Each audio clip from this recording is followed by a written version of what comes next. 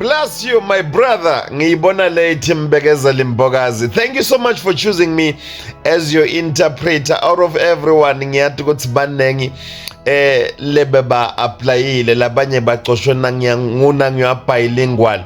Kodwa na ke akusenanzaba. Lokungichaza kakhulu ngokuthi ukhethe mina uthe wena uyawukhuluma isiZulu sakini. Ngeke ukuthi Messi uma bam-interviewer ukhuluma isiZulu sakibo sase-Argentina bese kuthiwa wena sebayawuthi nabaku-interviewer sokhuluma isiZulu sase-England. What? No, I will stick to my language.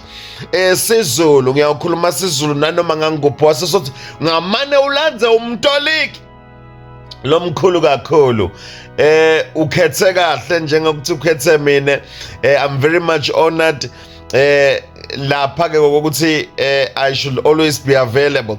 Ngingumuntu loyalukako kodwa ke siyayilungisa lokho kunanange ma millions lese ngidawahola ngenxa yeligama lakho. You have uplifted South Africa and wasesoyasho wathi ngiyawusesengifuna lokhuluma Swati ngalokuthi sombone atolika lokunenge uyawusesoyakutolikela. Bless you my brother. I'm coming all my way.